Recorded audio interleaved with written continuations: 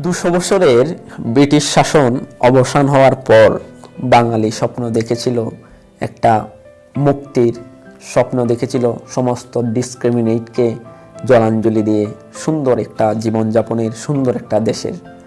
যখন তাদের ভাষার উপর, তাদের নিজস্ব সংস্কৃতির উপর যখন একটা আঘাত চলে আসলো, তখন কিন্তু জাতি, গোষ্ঠী, সমগ্র সবাই বিভেদ ভুলে নেমে পড়েছিল মুক্তিযুদ্ধে, নেমে পড়েছিল দেশমাতৃকাকে স্বাধীন করতে। বাঙালি জাতির আংশিক মুক্তিযুদ্ধের মধ্যেও যারা বাংলাদেশে বসবাসরত মণিপুরীরা অংশগ্রহণ করেছিল মুক্তিযুদ্ধে।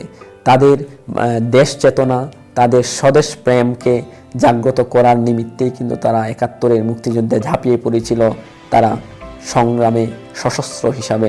এই মণিপুরীদের মুক্তিযুদ্ধে অংশগ্রহণমূলক এবং বাংলাদেশের সংকটে সংগ্রামে মুক্তিযুদ্ধে যে মণিপুরীদের যে বিশাল একটা অবদান রয়েছে, সেটা কিন্তু আমরা অনেকেই জানি না। তাই জানার জন্য চুনারুঘাটের প্রথিতযশা লেখক আমাদের গর্ব, এবং সমগ্র বাংলাদেশ তথা বিশ্বের মধ্যে যিনি মণিপুরী ভাষা, মণিপুরী সংস্কৃতি নিয়ে গবেষণা করছেন, একে সেরাম একটি বই লিখেছেন। বইটি আমরা একটু দেখি। সংকটে সংগ্রামে মুক্তিযুদ্ধে বাংলাদেশের মণিপুরীরা, বাংলাদেশের মণিপুরী জাতিগোষ্ঠীরা যে মুক্তিযুদ্ধে অংশগ্রহণ করেছে, এই অংশগ্রহণমূলক এবং বাংলাদেশের বিভিন্ন সংকটে যে মণিপুরী জাতিগোষ্ঠীরা যে অংশগ্রহণ করেছিল, তাদের যে অবদান, এই অবদানমূলক একটি মৌলিক গ্রন্থ তিনি প্রকাশ করেছেন। এই বইটি আপনি পড়লে প্রথমত মণিপুরী জাতিগোষ্ঠীর যে গৌরবোজ্জ্বল ইতিহাস রয়েছে, তাদের যে বীরত্ব গাথায় কিছু ইতিহাস রয়েছে, আপনি জানতে পারবেন বলে আমরা বিশ্বাস করি।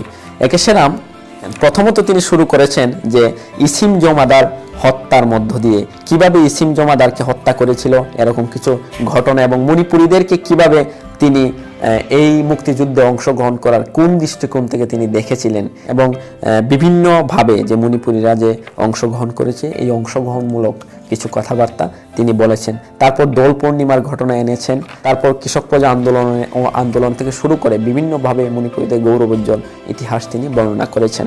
এখানে আমরা যদি দেখতে পাই, দেশ কিন্তু কারো এককভাবে নয়। হয়তো বাঙালি জাতিগোষ্ঠীকে প্রধানতম হিসেবে বিবেচিত করা যেতে পারে, কিন্তু মণিপুরী জাতিগোষ্ঠীকেও কিন্তু বাঙালির অংশীদারিত্ব জাতিগোষ্ঠী হিসাবে আমরা মেনে নিতে হবে। কেননা বাংলাদেশের মধ্যে তারা দেশমাতৃকাকে লালন করে, দেশমাতৃকাকে অন্তরে ধারিত করে যেভাবে বাংলাদেশের সংকটে সংগ্রামে তারা ঝাঁপিয়ে পড়েছিল, সেই সংকটে সংগ্রামের মধ্য দিয়ে তারা কাঁধে কাঁধ মিলিয়ে বাঙালি জাতির সঙ্গে যেভাবে বীরত্ব গাথা অবদান রেখেছেন, আমরা তাকে শ্রদ্ধা জানাই। এবং তাদের এই অবদান বাংলাদেশের মুক্তিযুদ্ধের ইতিহাসে যদি আরও ভালোভাবে যদি ফুটিয়ে তোলা যেত, আমার মনে হয় হয়তো তাদেরকে আমরা আরও উৎসাহবোধ করতে পারতাম, এবং তাদের প্রজন্ম যারা আছে তারা হয়তো আরও অনেক শিক্ষা লাভ করতে পারত, এবং তাদের জাতিগোষ্ঠীকে নিয়ে আরও গবেষণার জন্য এই দ্বার উন্মোচিত হতো। যাই হোক, আমি কথা বাড়াবো না। আমি এই কথাই বলতে চাই যে বাংলাদেশের মণিপুরীদেরও অংশগ্রহণ এবং অংশীদারিত্ব বাংলাদেশের মুক্তিযুদ্ধের সংকটে এবং সংগ্রামে রয়েছে।